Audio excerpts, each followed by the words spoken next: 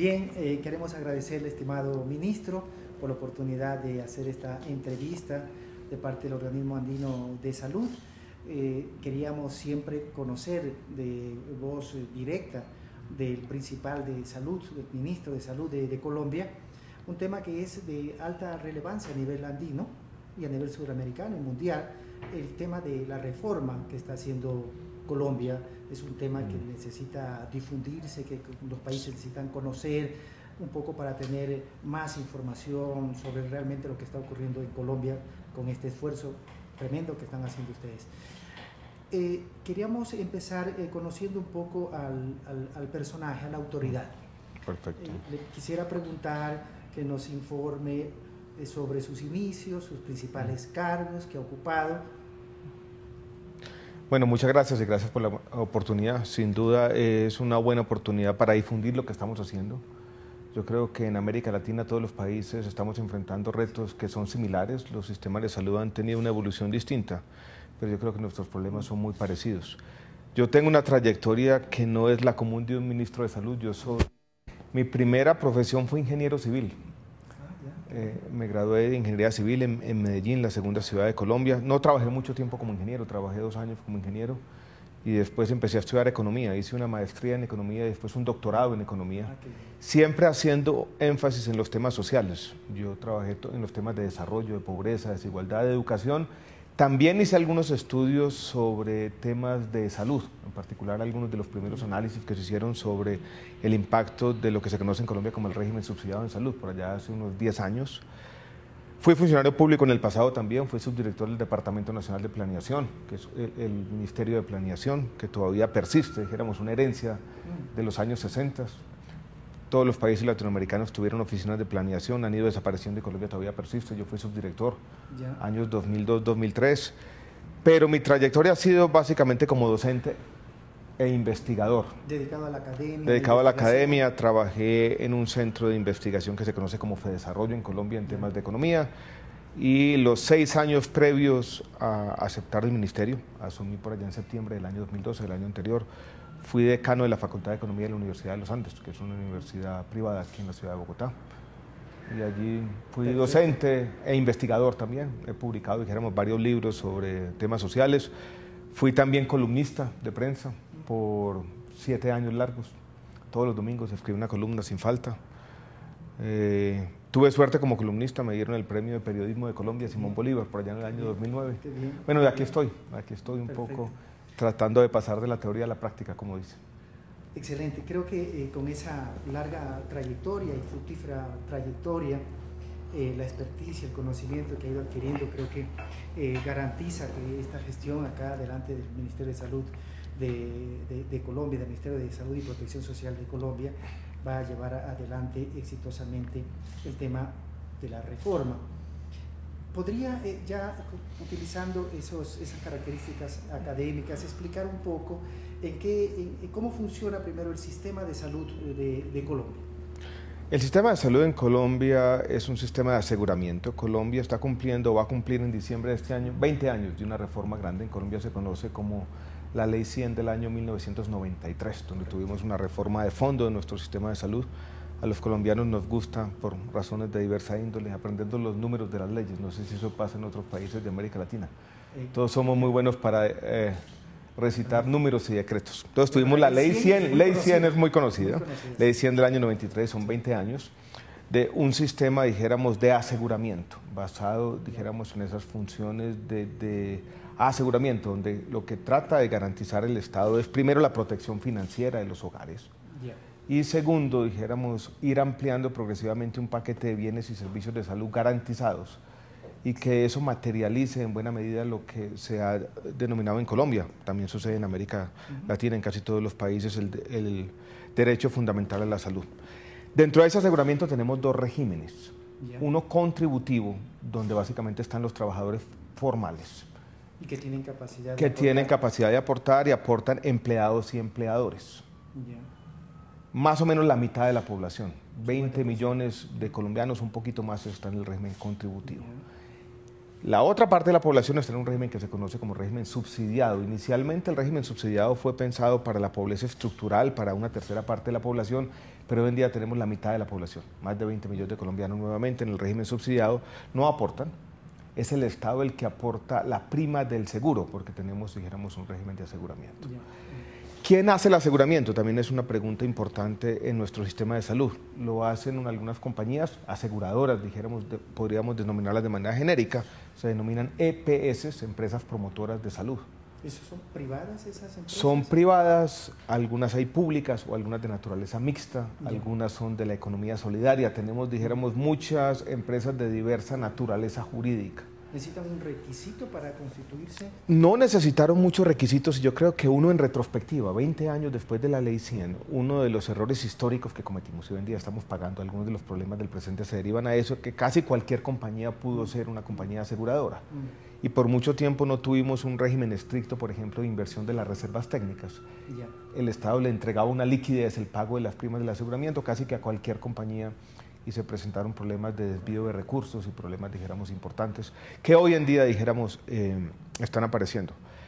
Hay tal vez un punto importante que vale la pena señalar. Colombia ha avanzado muy rápidamente en la cobertura de aseguramiento. Hoy tenemos una cobertura de aseguramiento superior al 95%, uno podría decir que ya casi es una cobertura universal. Mencionaba que, perdón, que en el año 93, que empezó la Ley 100, la cobertura era alrededor del 20%. La cobertura apenas superaba el 20% y en los quintiles inferiores de la población, para el 20% más pobre, por ejemplo, la cobertura no superaba el 3%. Un avance muy grande en cobertura, un debate muy grande en el país, seguramente como el que se vive en otros países que tienen sistemas de aseguramiento, sobre si el aseguramiento efectivamente se traduce en acceso efectivo para los ciudadanos. Las cifras nuestras demuestran que sí, pero ese acceso efectivo tiene problemas, no es el mismo en todas las regiones del país, no es el mismo aquí en la capital Bogotá, que lo que uno puede tener, dijéramos, en un pequeño municipio en nuestra región Caribe o en la selva amazónica colombiana. ¿Hay alguna explicación de eso? ¿Hay alguna explicación? ¿Es por la capacidad de oferta? Exactamente, yo creo que son las restricciones de oferta en el territorio y para algunos temas tenemos un tema que también, o tal vez un problema que también es compartido con muchos países de América Latina, que tiene que ver con los especialistas. No solamente tenemos una falta crónica de especialistas, recurso humano 10.000 especialistas para 45 millones de colombianos, sino que están muy concentrados también en las principales ciudades del país. Seguramente lo mismo ocurre en Ecuador, lo mismo ocurre en Perú, creo que en Chile están teniendo problemas similares. Cuando surge el sistema de aseguramiento, el paquete o la canasta de bienes y servicios del régimen contributivo era mayor que la del régimen subsidiado. Se ha hecho un esfuerzo también en los últimos años y hoy en día es la misma. Y uno podría decir que ese paquete de bienes y servicios que hoy en día se ofrece en Colombia es, en el contexto latinoamericano, bastante amplio tal vez. Y atrás está el principio de equidad. Exactamente, hay un principio de equidad. Se decía con razón, dijéramos en los primeros momentos de la Ley 100, que los dos regímenes cuando tenían cubrimiento distinto, que había colombianos de primera y colombianos de segunda. Afortunadamente eso se ha superado. Qué bien. Y uno podría decir que los problemas que estamos viviendo hoy y que suscitan los esfuerzos de reforma, una forma genérica, dijéramos, de categorizar esos problemas, son dolores de crecimiento. Aumentamos muy rápido la cobertura. La igualación de los planes de beneficio ocurrió en pocos años. Y ahí viene, dijéramos, un tercer elemento importante de nuestro sistema de salud, no planeado así, que no obedece a un diseño deliberado, pero ha venido evolucionando de esta manera. Y es, podríamos decirlo así, la excesiva judicialización de nuestro sistema de salud.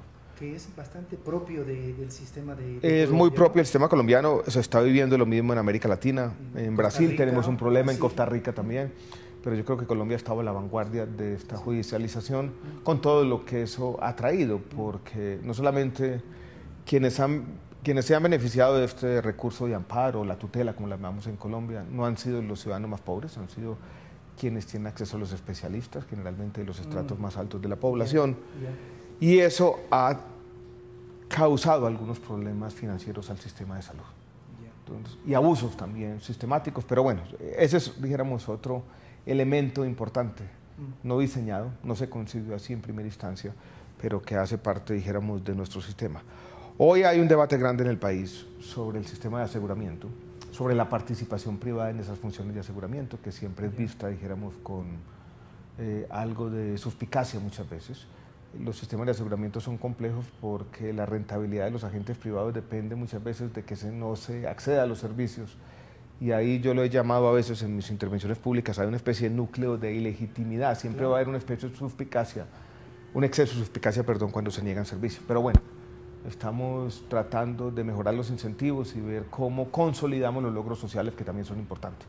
Vuelvo y repito, el paquete o la canasta de bienes y servicios básicas es la misma y una cobertura casi universal.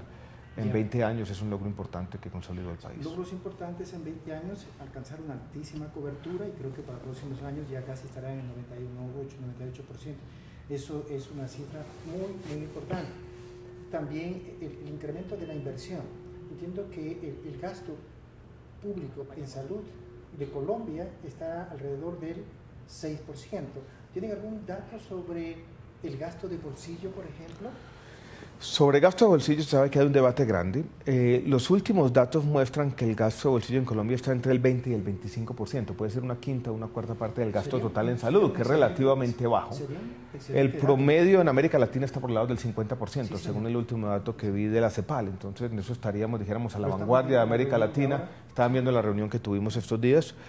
Yo creo que eso es un logro, dijéramos, de nuestro sistema de salud. Un indicador que refleja ese logro claramente. Y sobre todo en los temas de protección financiera, es algo que se reconoce en el país. El gasto público está por los lados del 5 o 6%, como uno lo define. El gasto social en salud está cercano al 7%.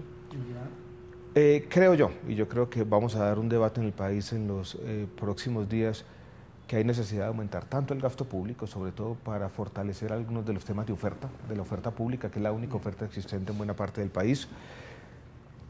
Estamos en un proceso de formalización de los trabajadores de la salud, que seguramente va a requerir una mayor inversión.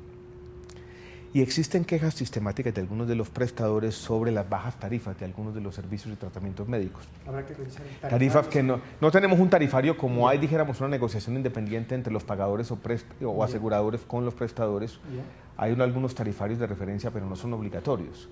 Y lo que ha venido ocurriendo es que las tarifas no han aumentado en la última década y por lo tanto hay quejas recurrentes de los prestadores públicos y privados. Entonces, esfuerzos de infraestructura, formalización de trabajadores, aumento de tarifas están en la agenda y por lo tanto seguramente vamos a tener que tener un aumento en el gasto total en salud público y privado que probablemente implique un aumento pequeño del gasto de bolsillo de los hogares también. Perfecto, perfecto. Según usted, ¿cuál podría ser los cambios fundamentales que se están haciendo por el tema de la reforma? ¿Qué es lo que está cambiando? Yo voy a tratar de definirlos, dijéramos, en 4 aspectos fundamentales. Uno, no se hizo en la reforma, se hizo en una reforma tributaria que aprobó el gobierno a finales del año pasado, donde Colombia comenzó a cambiar también la estructura de financiamiento del sistema. Las contribuciones laborales eran muy importantes, 12,5%, 8,5 puntos eran cubiertos por los empleadores, 4 puntos por los empleados. Colombia, desde la Ley 100 del año 93, teniendo en cuenta salud, pensiones y teniendo en cuenta que algunos programas públicos se financiaban también con impuestos a la nómina, la capacitación laboral y el cuidado infantil, y además tenemos un subsidio familiar también financiado con impuestos al trabajo. Colombia comenzó a ver o a darse cuenta, hubo un debate en el país por muchos años que esos altos impuestos al trabajo estaban de alguna manera propiciando la informalidad laboral. Basado en ese diagnóstico, el gobierno, liderado por el Ministerio de Hacienda en este caso, pero acompañado también por el Ministerio de Salud, lideró una reforma al financiamiento del sistema, que intenta sustituir la parte de la contribución de los empleadores para los trabajadores de menos de 10 salarios mínimos por impuestos generales. Esa fue una reforma grande que se hizo. Los impuestos generales pagaría toda la población. El impuesto general ya los empleadores no contribuirían o ya no contribuyen ese porcentaje y eso será cubierto por un impuesto a las utilidades, un impuesto extraordinario a las utilidades de las empresas con destinación específica. Para, entre otras cosas, que los impuestos al trabajo no fueran tan altos y propiciar la formalización laboral. Ese es, dijéramos, un primer elemento, consolidar ese proceso, un cambio muy grande en el financiamiento del sistema. Hay otro elemento, porque dijéramos, podríamos decir que en esta estrategia de reforma tenemos 3 reformas distintas. Esa fue una reforma tributaria. El segundo tiene que ver con una reforma que nosotros llamamos reforma o ley estatutaria de salud, que uno puede entenderla como un estatuto de los derechos sociales y que busca, entre otras cosas, consolidar la salud como un derecho fundamental. pero definir de una vez por todas lo que la Constitución colombiana denomina el núcleo esencial del derecho. Ahí sería la modificación de la Ley 100. Esa, más que una modificación de la Ley 100, es una ley estatutaria que complementa la Ley 100. Porque la Ley 100 nunca definió el núcleo esencial del derecho, además porque nuestra Constitución inicialmente no consideraba la salud un derecho fundamental, sino un derecho económico, social y cultural. Y por lo tanto debería ampliarse progresivamente y no era sujeto en esa concepción primigenia originaria a derecho de tutela o amparo. Ahora sí lo va a estar en la Ahora, Constitución. nuestro Tribunal Constitucional lo fue consolidando con un derecho fundamental y lo que hace esta ley estatutaria es, ya hace parte. Tiene una categoría casi constitucional y ya es la salud un derecho fundamental. Ese es un primer punto. Y es similar a lo que está ocurriendo en los otros países. Exactamente, ¿no? Similar a lo que está ocurriendo en América Latina, pero eso nos lleva, en un sector que ha sido tan judicializado, a compromisos y a hacer entonces algunas definiciones. Porque el Estado tiene que garantizar ese derecho. Dentro de ese derecho está, por ejemplo, la ortodoncia, ¿sí o no? Dentro de ese derecho hay tratamientos que no se prestan en Colombia y se prestan solamente en el exterior, ¿sí o no? Dentro de ese derecho hay aquellos tratamientos experimentales o tratamientos sobre los cuales no existe ninguna evidencia sobre su seguridad, eficacia o efectividad. Usted lo dice bien, hay que regular eso. Y lo que busca la ley estatutaria es regular ese derecho, los mecanismos de regulación del derecho fundamental a la salud. Y mete también, yo creo que un tema, dijéramos, interesante para la discusión que se está viviendo en América Latina. Mete o considera el tema de regulación de los precios de medicamentos como parte del núcleo esencial del derecho. Así dijéramos. Fundamental porque yo creo que protege al país en sus negociaciones internacionales. Hay argumentos que se están haciendo en Estados Unidos. Colombia, a diferencia de Ecuador, por ejemplo, tiene un tratado de libre comercio, donde hay unos compromisos del país, entre otros, en los temas de propiedad intelectual. Y hay algunos argumentos que se están haciendo incluso por congresistas en los Estados Unidos diciendo controles a los precios de los medicamentos podrían estar violando este tipo de tratados internacionales, y Colombia lo que va a decir, aquí tenemos una norma de categoría constitucional donde le da esa prerrogativa al país, dijéramos, de controlar los precios de los medicamentos cuando así sea pertinente. Teniendo presente que el rubro, el porcentaje que se gasta en medicamentos es importante. Es importante. El presupuesto se va a ir. Y yo creo que va a seguir creciendo. En los temas de judicialización, los temas, dijéramos, de las órdenes judiciales, el gasto en medicamentos es el 80%. Y ese es pagado todo, sin ningún tipo de copago, de cuota moderadora por el Estado. Ese es el segundo punto. Entonces, faltan dos. La regulación, faltan dos, exactamente. El tercero, yo creo que tiene que ver con aspectos ya del funcionamiento, la operatividad. No queremos cambiar el sistema de aseguramiento, queremos mejorarlo. Y para mejorarlo tenemos que cambiar un poco los incentivos que tienen estas empresas, las EPS, y queremos cambiar un poco también, podríamos decirlo de esta manera, la arquitectura institucional del sistema. Entonces vamos a crear, dijéramos, una nueva entidad estatal, un gran fondo que va a acumular todos los recursos y que se va a encargar de algunas funciones que históricamente fueron hechas por las EPS, las funciones de afiliación y las funciones de recaudo de las contribuciones.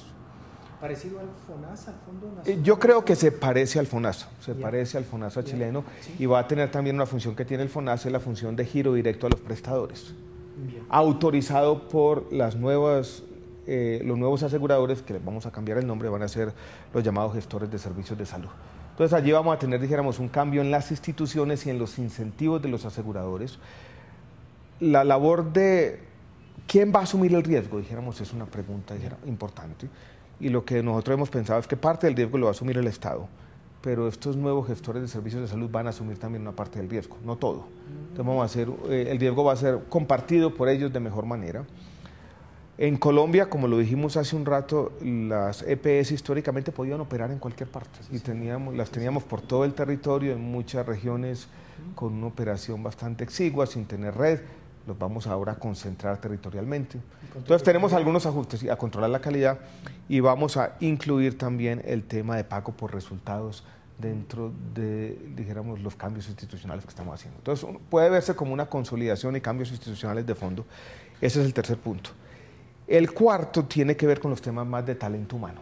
Tenemos los faltantes de especialistas, cómo vamos a formalizar los trabajadores de la salud, todo el tema que tiene que ver con el papel de los hospitales universitarios y temas de talento humano en general. Y podríamos tener uno quinto, y es, dado los dolores de crecimiento que hablamos hace un minuto, Colombia fue acumulando unas deudas grandes.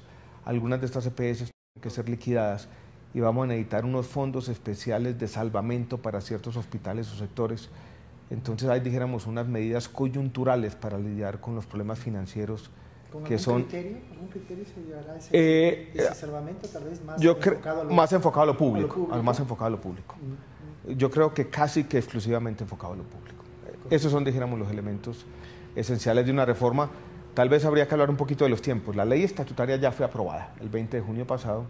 Tiene control inmediato de la Corte Constitucional. Probablemente a finales del año entrante, 2014, la Corte dará un dictamen definitivo.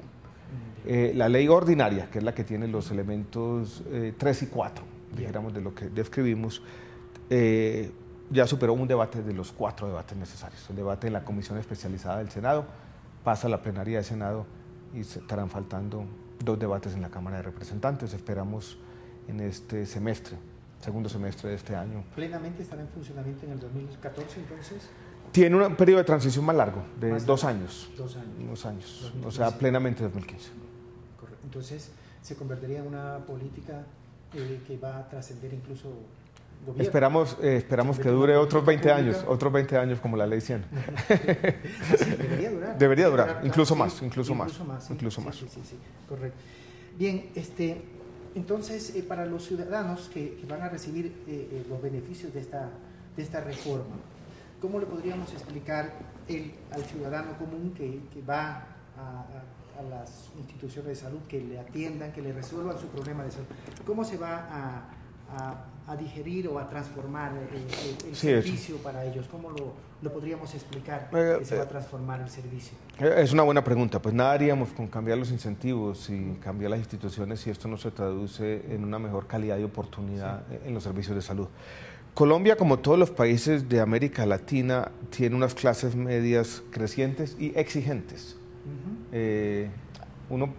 Hacemos comparaciones, todos los ministros de salud y todos los gobiernos, lo que se tiene hoy en día, la cobertura muy baja hace 20 años, la cobertura mucho más alta hoy en día, el acceso a servicios mucho más alto hoy, hace 20 años era otra cosa, pero eso no es la comparación que tienen los ciudadanos en mente. La comparación es lo que quieren tener con lo que tienen. Sí. Ya hay una brecha que tenemos que cerrar con las reformas, brecha difícil muchas veces. Entonces que en Colombia tenemos un gasto de bolsillo que es relativamente bajo, pero la ciudadanía no está satisfecha.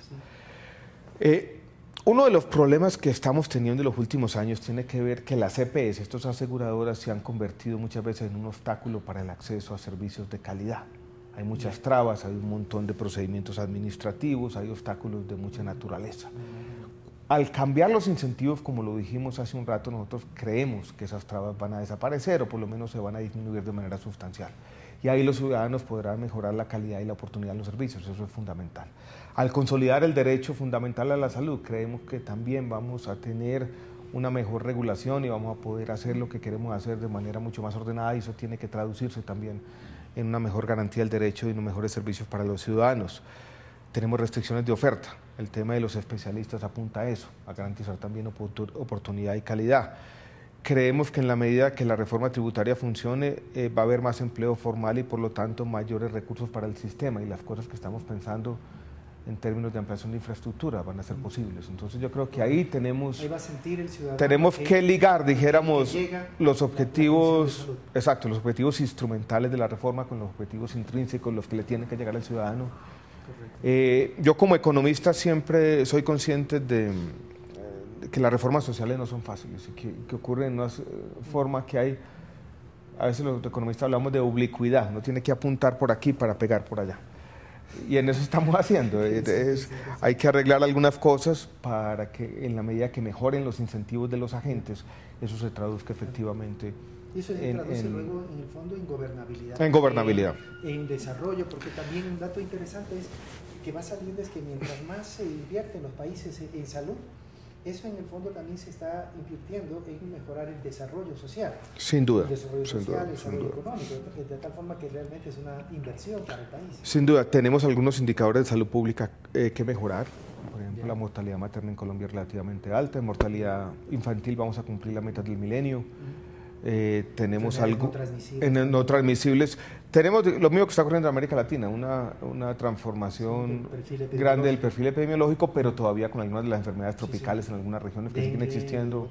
Tenemos dengue, tenemos malaria, o Hay zonas endémicas de malaria en Colombia, como ocurre pues, en Perú y en Ecuador. Sobre ese tema, tal vez, perdón que le interrumpí, esta transformación va a implicar algún fortalecimiento del modelo de atención. Me quiero referir a la parte de atención primaria de salud. Si se va a hacer énfasis en promover todo el tema de la atención primaria, que ya no tiene que ver solo con los especialistas en los hospitales, en los altos centros de atención, sino ya es con la atención de los principales problemas antes de que surjan como problemas. Es atender con modelos de atención primaria. No sé si hay fortalecimiento de ese...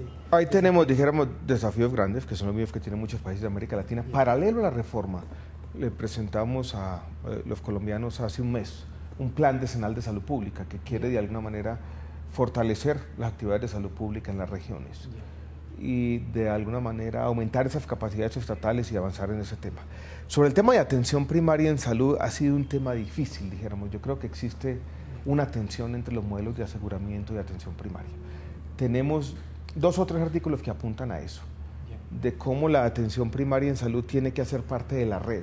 Correcto. Y tiene que de alguna manera integrarse con los recursos del sistema de salud y no puede ser una actividad, dijéramos, aparte. Muy buena alternativa. Lo que está ocurriendo en Colombia ahora con el tema de atención primaria es que tenemos muchos modelos, mucha gente está hablando de atención primaria y están haciendo cosas muy distintas.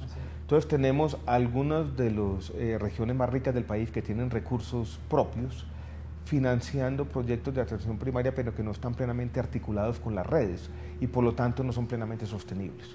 Entonces el esfuerzo que queremos hacer es que la atención primaria haga parte, dijéramos, de las redes y entre dentro del cálculo de la prima y como parte de la prestación. En Uruguay están fortaleciendo la atención primaria, pagando las prestaciones con metas de salud pública en el que la parte de atención primaria está incluida. Parece interesante ese modelo. Voy a mirar entonces el tema uruguayo, no lo conozco con detenimiento, pero yo creo que puede... Está queriendo fortalecer la atención primaria, que también está queriendo fortalecer la atención primaria. Están buscando ese camino de incorporar en las prestaciones el tema de la atención primaria. En Colombia hay un ejemplo exitoso en ese sentido en la ciudad de Barranquilla, una ciudad grande aquí, dijéramos, en nuestra costa caribe, donde lo han hecho así exactamente y le han dado sostenibilidad entonces, que es un paradigma que tenemos para ver dónde pueden moverse las cosas. Bien, estamos llegando al final de la entrevista, señor ministro. Si usted quisiera añadir algo, algún aspecto que nos hemos olvidado, algo que complemente o algún mensaje para los países. Yo creo que tal vez el mensaje importante tiene que ver con algo que decíamos por allá en el mes de noviembre cuando nos reunimos el año pasado. Y es que yo creo que tenemos que hablar más entre los países. Yo como académico me di cuenta de las ventajas que tiene ese tipo de colaboraciones sur-sur. Tenemos los mismos problemas. Estamos todos inmersos en problemas de reforma. Estamos muy metidos, dijéramos, en el día a día de la política y a veces aquí en Colombia utilizamos un término que de pronto también se utiliza en otros lugares de América Latina, es que nos dedicamos a mirarnos mucho el ombligo y no a conversar con los otros. Entonces, yo creo que este es un esfuerzo loable en ese sentido, de compartir las experiencias, conversar más y entender cómo de este diálogo pueden surgir, yo creo que mejores soluciones para nuestros problemas. Y también un abrazo solidario para mis colegas, ministros de salud en la región. Yo creo que enfrentamos una realidad difícil. Yo digo que en este sector se conjugan no solamente grandes intereses económicos, sino también un montón de pasiones ideológicas. Entonces ningún esfuerzo de reforma es fácil. Perfecto. Fue el economista Alejandro Gaviria Uribe, ministro de Salud y Protección Social de Colombia. Muchas gracias.